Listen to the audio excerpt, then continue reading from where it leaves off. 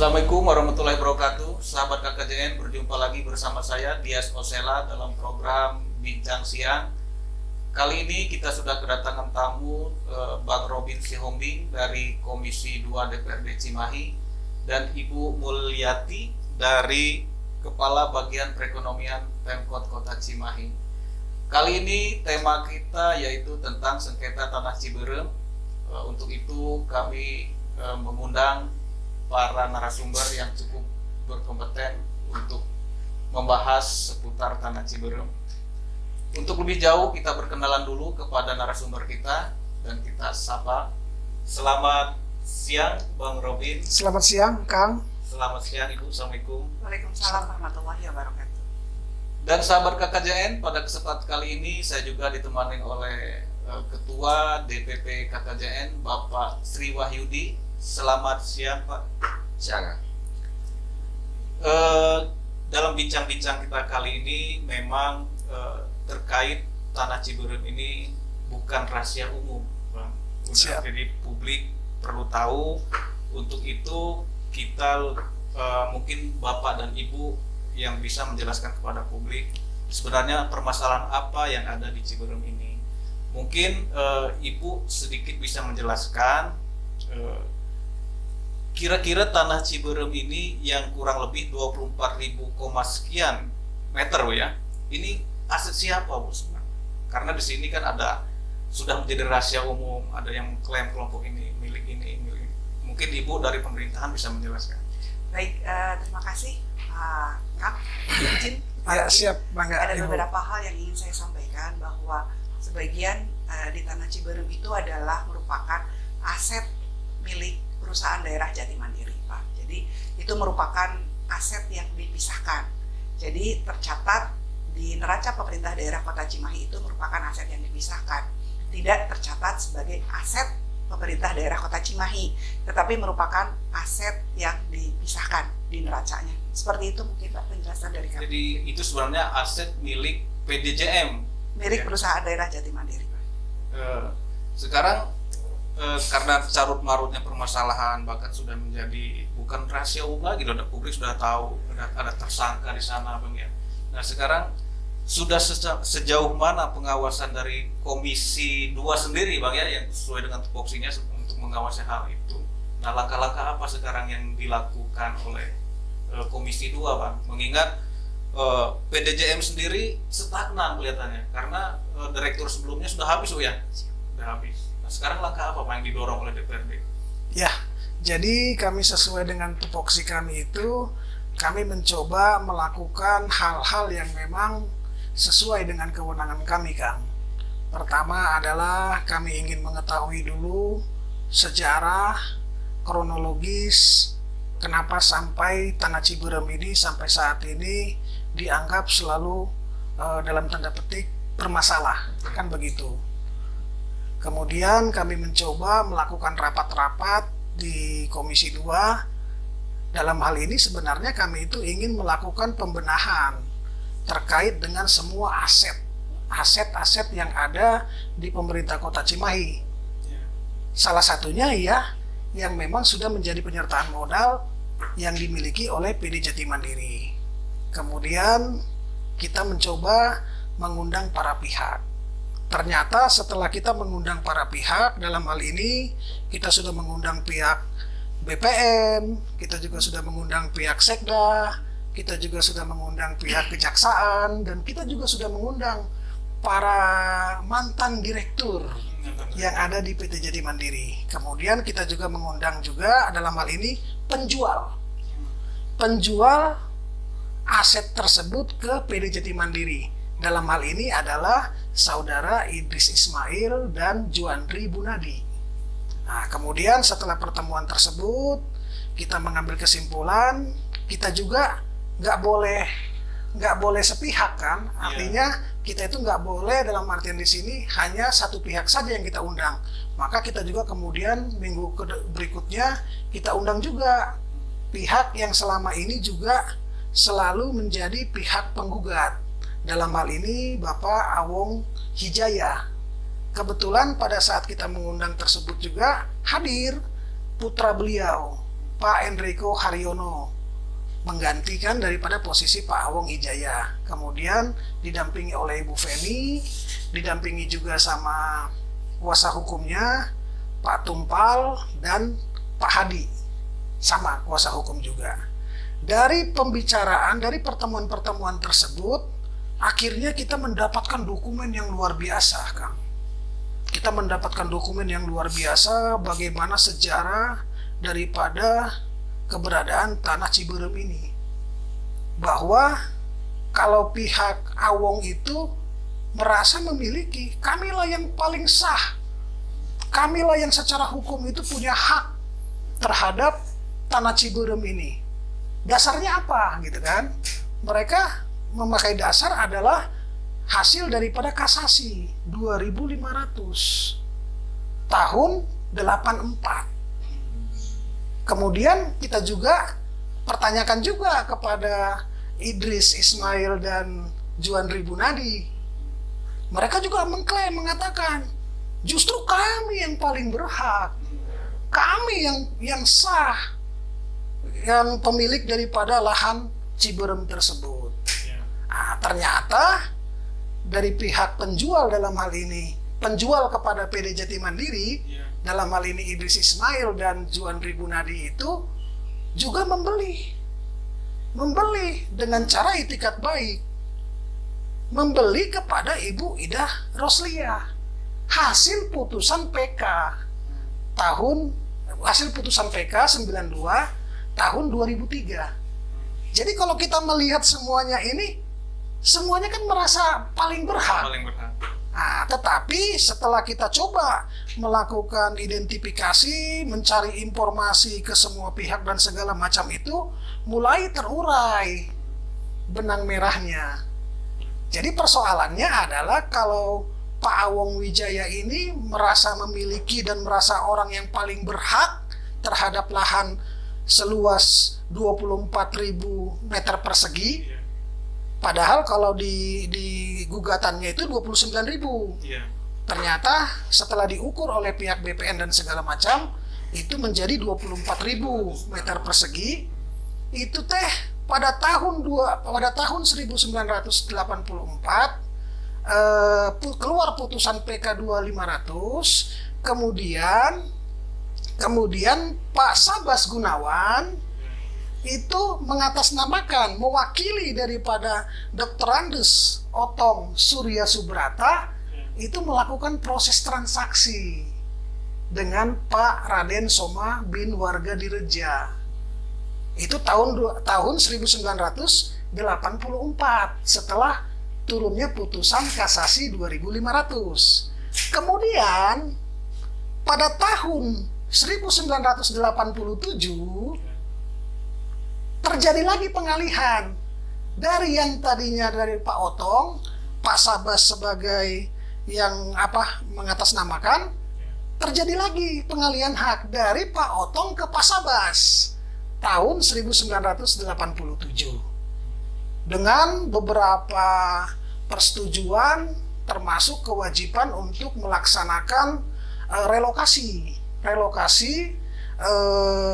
rumah dinas PCKA sebanyak 26 unit dipindahkan, dibangun di daerah Gado Bangkong pada Suka pada saat itu. Dalam proses pengalihan tersebut antara Pak Raden Soma bin Warga Direja dengan Pak Sabas Gunawan dalam hal ini yang mewakili Dr. Andes Otong Surya Subrata tahun 84 itu dibayar itu dengan senilai 127 juta dengan beberapa kewajiban-kewajiban, salah satunya relokasi tadi. Kemudian pada tahun 87 dari Pak Sabas Gunawan dilepaskan lagi ke Pak Otong, dari Pak Otong dilepaskan lagi kepada Pak Sabas Gunawan. Pada saat itu Pak Sabas Gunawan ini adalah direktur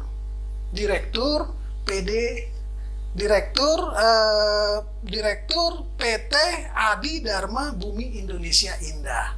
Itu terungkap semuanya dalam dokumen-dokumen yang kita miliki, termasuk pada saat kami mengundang Pak Awong yang dihadiri oleh kuasa hukum dan putranya Enrico Haryono. Kemudian, punten Kang sedikit lagi ya, biar duduk persoalannya jelas. Kemudian, apa sih alasan, apa sih dasar-dasar yang dimiliki? Kenapa Idris Ismail ini ngotot, merasa kamilah yang paling berhak dan segala macam dengan Juan Tribunadi? Ternyata setelah kita memeriksa dokumen-dokumen yang ada, termasuk pada saat kita mempertanyakan, kita minta supaya ada kejelasan informasi dan segala macam, mereka menyatakan bahwa mereka itu mendapatkan hak itu dengan cara membeli dari Ibu Ida Roslia tahun 2003 atas putusan PK 92 tahun 2003.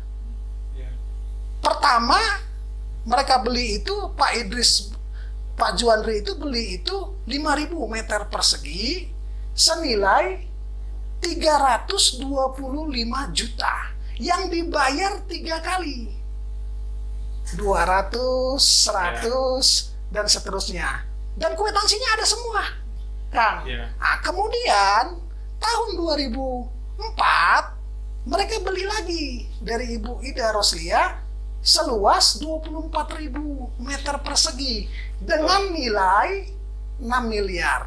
Nah, jadi kalau kita melihat dua-duanya ini merasa paling berhak, begitu Kang. Artinya setelah dari Komisi 2 udah mempelajari lebih dalam, kira-kira siapa yang lebih berhak ini?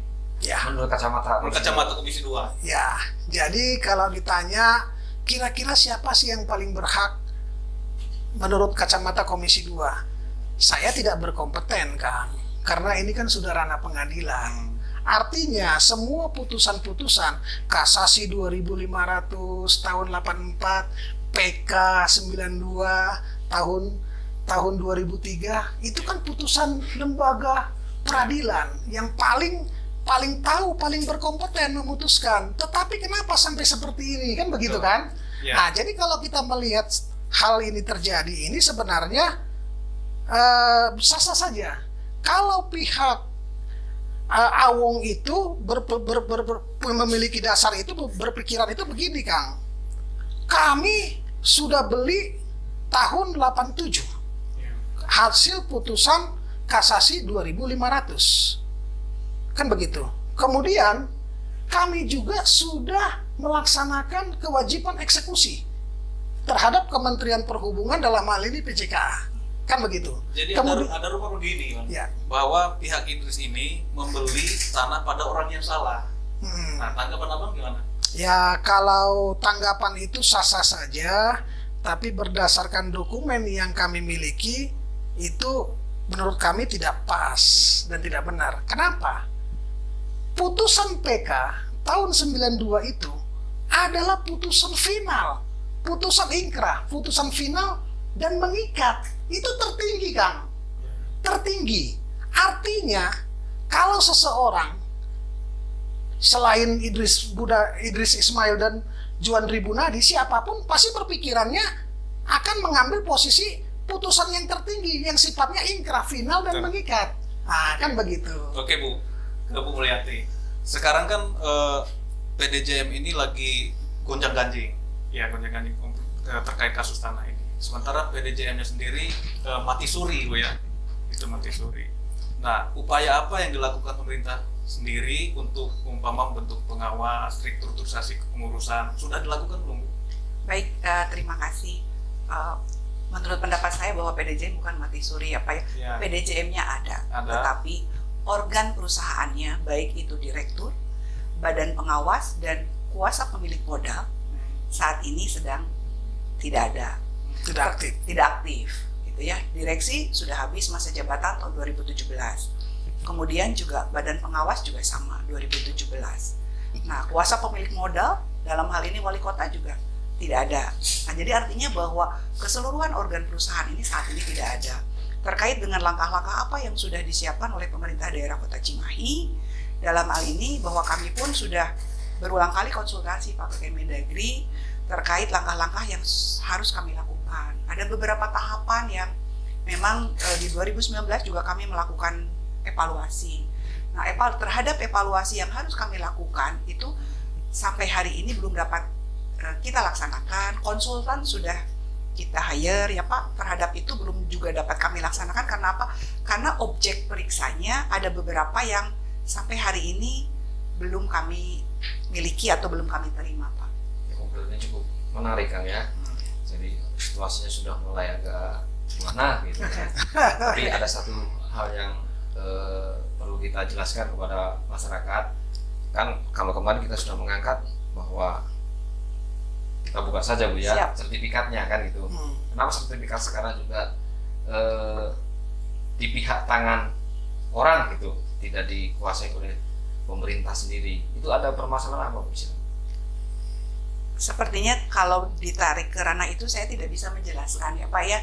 Nah, kami pun pemerintah daerah Kota Cimahi sudah berupaya dari mulai wali kota, dari mulai Pak Ajay juga sudah pernah berkirim surat ke direktur, juga itu belum ada tanggapan. Nah, sekarang pun kami juga sedang berproses untuk mengirimkan surat kembali ke yang bersangkutan agar dokumen-dokumen yang masih dikuasai beliau untuk disampaikan ke pemerintah daerah Kota Cimahi Pak. Agar apa? Sesuai juga dengan hasil diskusi kita dengan Komisi 2 bahwa kami harus secara undang-undang harus melakukan evaluasi. Evaluasi apa yang harus kami lakukan? Yang pertama adalah evaluasi kinerja, kemudian evaluasi kesehatan perusahaan, evaluasi pelayanan, dan analisis investasi. Bagaimana mungkin pemerintah daerah Kota Cimahi dapat melakukan penyertaan modal kembali kalau evaluasinya belum kami laksanakan? Jadi menurut saya evaluasi kinerja ini sesuatu yang harus kami laksanakan dulu. Sambil kami juga melakukan pendekatan-pendekatan melewati Komisi 2 juga, kami dibantu meminta tolong ke Komisi 2 menjadi menjembatani antara pihak pemerintah daerah Kota Cimahi dengan yang bersangkutan. Mungkin penjelasan. Dan sampai saat ini belum dievaluasi Bu ya? Belum udah cukup lama. Betul Pak. Memang ini sudah cukup lama. Kami 2019 juga kami sudah menggunakan konsultan Pak, tetap belum dapat dieksekusi karena memang ada beberapa dokumen di tahun yang masih belum kami kuasai Pak. Mungkin itu. Tahun 2017 terakhir itu ya? 2017 itu terakhir masa kepemimpinan direktur sebelumnya Pak. Sampai 2017 sampai sekarang kita disebut mati suri tadi Kang ya. Jadi sementara mereka berperkara dan lawan itu kita nggak ada perlawanan dari pemerintah sendiri Bu ya? Mungkin begitu ya? Terkait dengan tidak ada perlawanan dari pemerintah juga perlu kami Kesannya, jelaskan Bu, ya Pak ya. Iya. Karena memang yang sekarang sedang digugat atau apapun yang sekarang masalahnya sedang bergulir di pengadilan adalah perusahaan daerah Jati Mandiri Pak. Perusahaan yang harus dipahami oleh Bapak Ibu semua bahwa harus dipisahkan, perusahaan daerah Jati Mandiri itu adalah bukan pemerintah daerah Kota Cimahi Pak. Iya. Mungkin saya tambahkan Kang. Ya. Jadi bukan artinya nggak ada perlawanan. Dari mulai proses hukum yang dilakukan oleh para pihak itu belum pernah menggugat, menjadikan tergugat itu pemerintah Kota Cimahi. Itu harus dicatat. Dari mulai penggugatan di pengadilan negeri, pengadilan tinggi, sampai ke kasasi, sampai ke tingkat PK, kemudian muncul lagi tahun 2004 gugatan, muncul lagi kasasi 1686, semuanya itu tidak ada gugatan ke pemerintah Kota Cimahi. Jadi dalam hal ini bukan pemerintah Kota Cimahi tanpa perlawanan. Barulah besok ini tanggal 27 akan ada panggilan kedua, barulah di situ PD Jati Mandiri dalam hal ini menjadi tergugat 1, kemudian Idris Ismail dan Juandri Bunadi tergugat 2, kemudian bla bla bla segala macam, baru BPN. Di situ pun tidak ada pemerintah Kota Cimahi.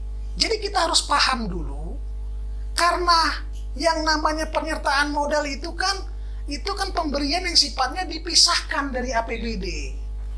Nah, dengan demikian berarti PD Jati Mandiri selaku perusahaan daerah punya kewajiban dan tanggung jawab.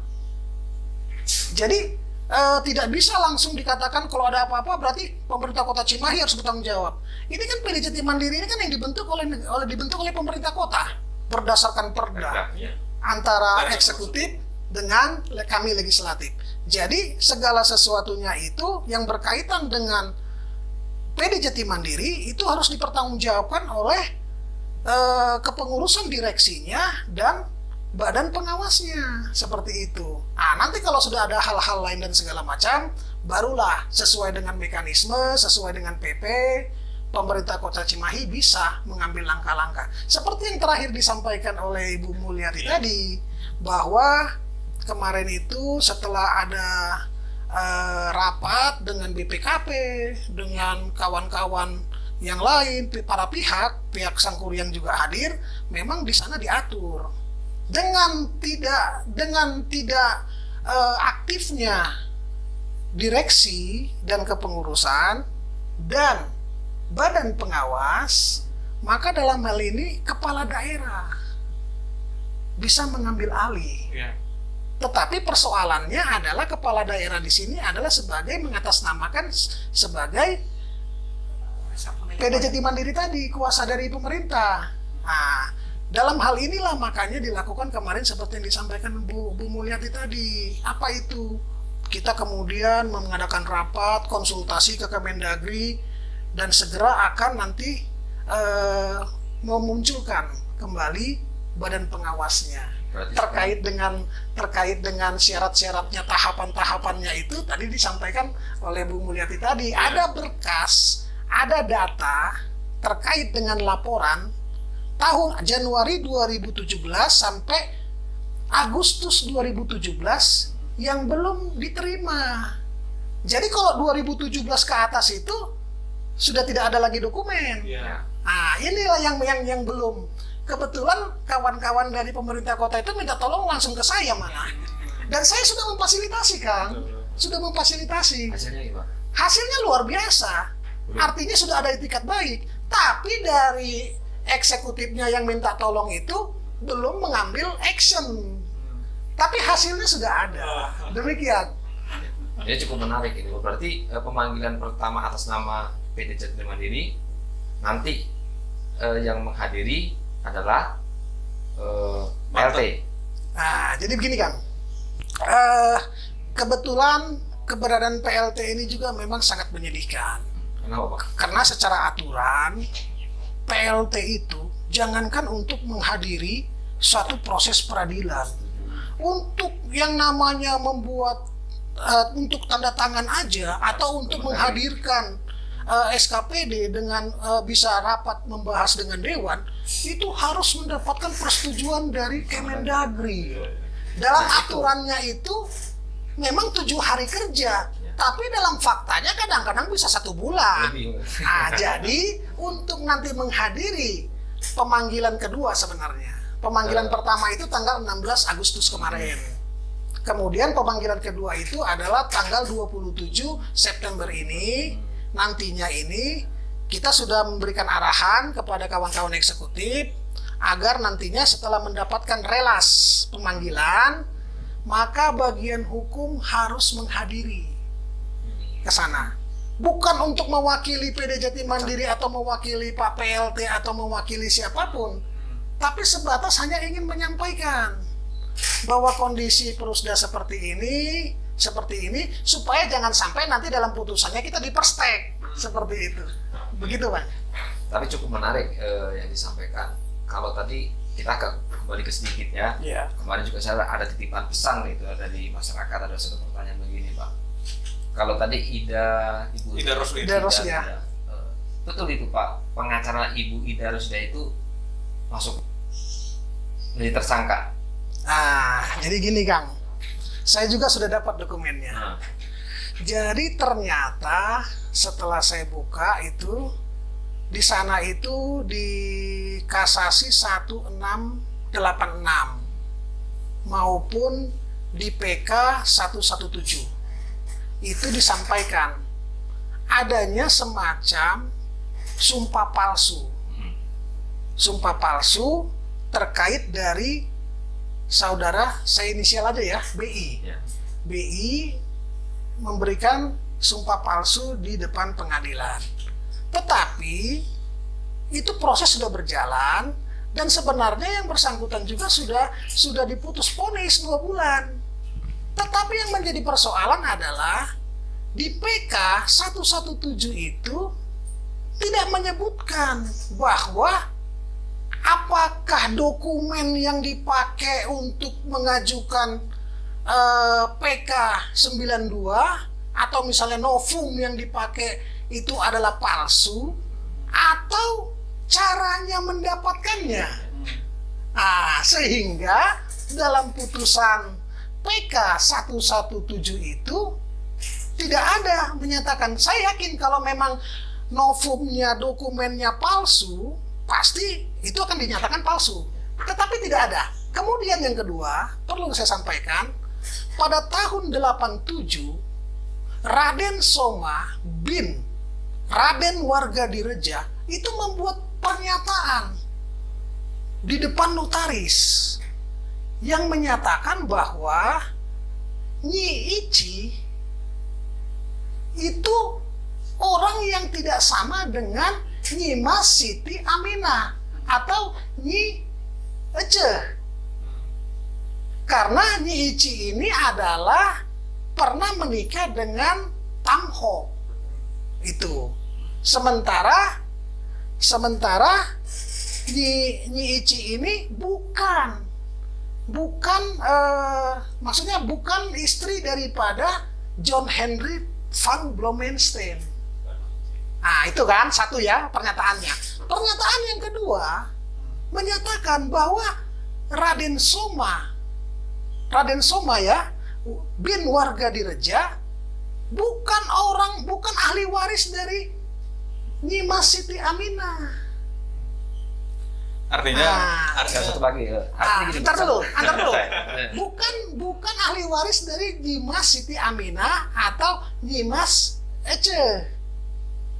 Dan tidak punya hak terhadap tanah yang 29.000 meter persegi itu yang di Ciberem. Itu ada pernyataan itu, tapi pernyataan itu tidak pernah dicabut. Kalau itu palsu pasti dicabut. Saya juga tanyakan kepada Pak Tumpal waktu kami mengundang kemarin Pak Enrico dengan Pak Tumpal. Pak Tumpal juga menyampaikan hal yang sama. Ada saksi palsu. Setelah saya klarifikasi, saya tanyakan, yang palsu itu apanya? Dokumennya, bukti-buktinya, atau cara mendapatkannya? Apakah memang pernah ada pencabutan terkait dengan pernyataan dari Pak Soma? Beliau mengatakan, iya Pak. Artinya isu itu terbantahkan. Artinya begini, dengan menjadinya tersangka BI itu tidak menggugurkan bahwa hak kepemilikan Ida Rosida, Pak ya?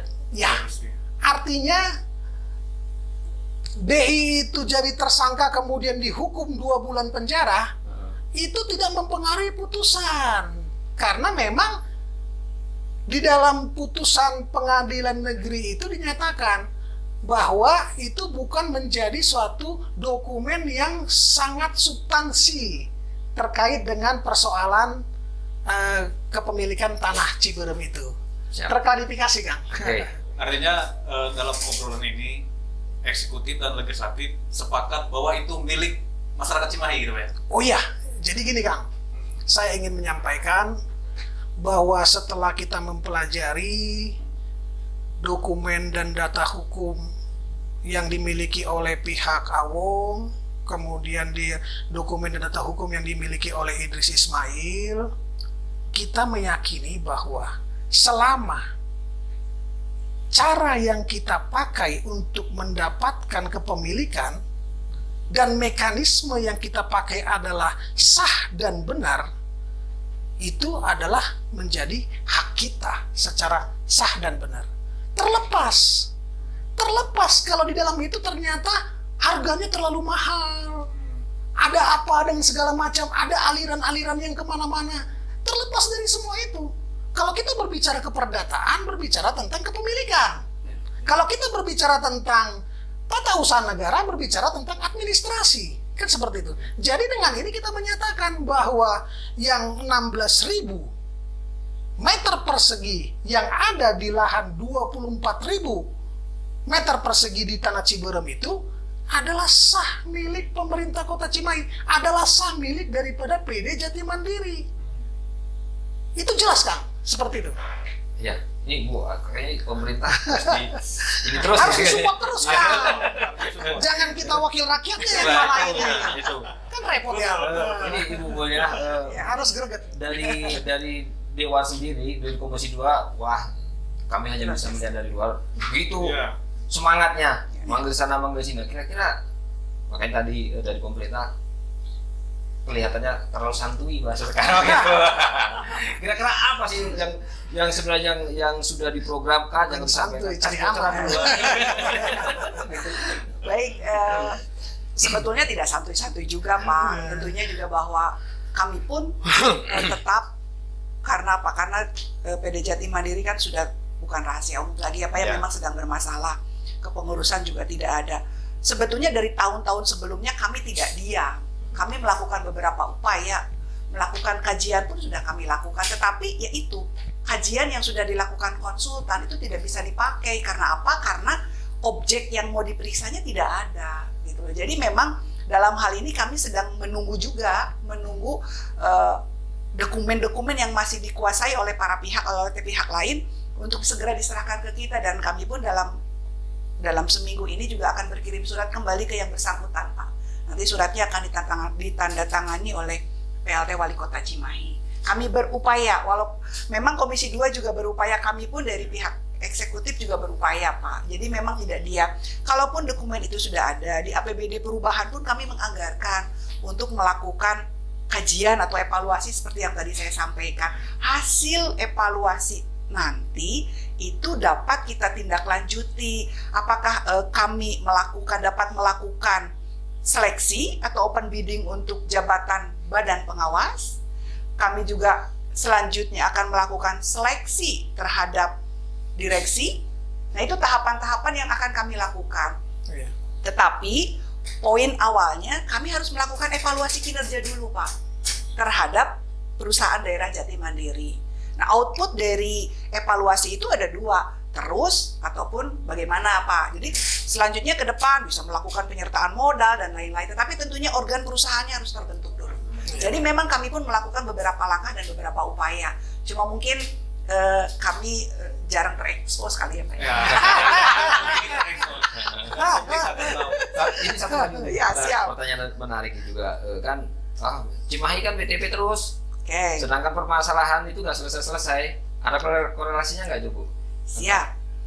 Sebetulnya sesuatu yang berbeda Pak. Karena apa? Karena selama ini pun aset atau penyertaan modal yang diberikan ke perusahaan daerah Jati Mandiri itu secara neraca dicatatkan dalam akun atau poin aset yang dipisahkan. Jadi penyertaan modalnya itu masih ada Pak, tercatat di neraca kita, di neraca yang dipisahkan.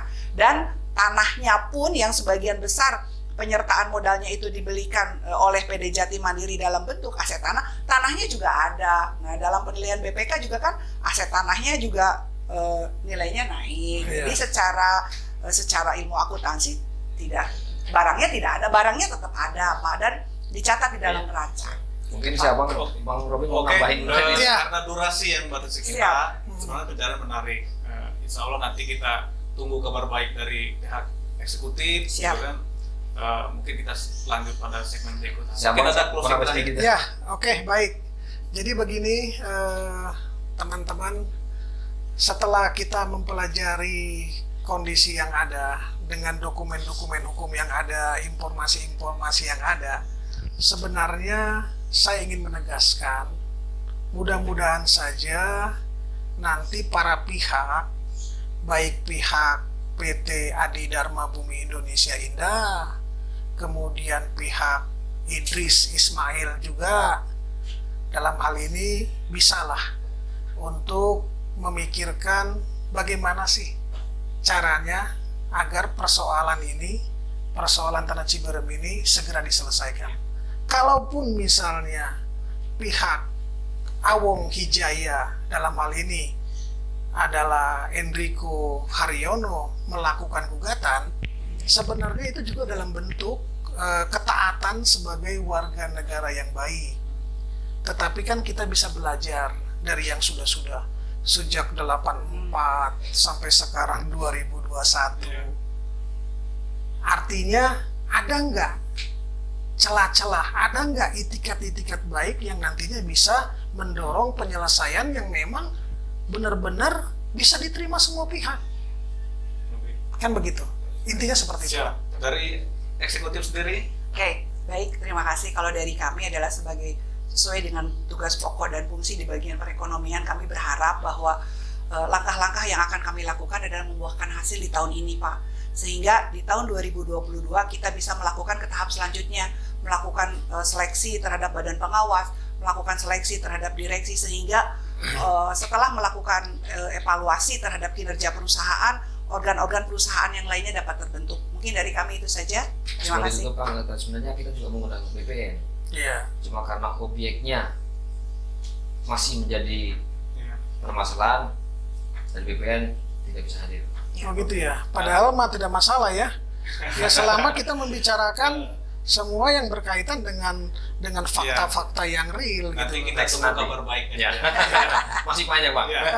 Cuman begini terakhir Kang, terakhir. Ini mau selesai atau Kita Closing. dulu ya? Oke, jadi gini. Tanggal 27 ini kan ada panggilan kedua yang tujuannya memang ini adalah mengarahkan untuk mediasi. Ya, kita berharap beberapa hari ini ada itikat baik tadi. Sebenarnya kami juga sudah berkomunikasi dengan pihak tergugat 2 dan penggugat. Kemudian kita juga lagi cari waktu. Ya mudah-mudahan sambil berjalan nanti proses hukum berjalan, mediasi juga berjalan. Ya nanti kan kalau bisa selesai dengan kita di tengah jalan kan, itu kan tinggal dibawa ke meja pengadilan seperti itu. Ya mudah-mudahan saja ada sesuatu hal yang baik, niatan baik dan segala macam. Saya pikir seperti itu. Tapi saya ingin menegaskan satu lagi kan terakhir, saya mengingatkan kepada Ibu Mul, kepada Pak PLT, kepada Sekda, tolong jangan dipandang dengan sebelah mata panggilan tanggal 27 besok. Harus dipastikan bahwa bagian hukum harus hadir di pengadilan tanggal 29 September besok. Karena apabila tidak, maka posisi dari pemerintah kota, dalam hal ini PD Jati Mandiri, bisa diperstek. Demikian mungkin. Terima kasih. Baik, sahabat KKJN, kita tunggu kabar baik dari pihak eksekutif, sementara legislatif terus mendorong. Mudah-mudahan kabar baik ini secepatnya kita terima. Dari kami diakhiri dulu sampai sini. Wabillahi taufiq wal hidayah. Wassalamualaikum warahmatullahi wabarakatuh. Waalaikumsalam warahmatullahi wabarakatuh. Terima kasih Bapak.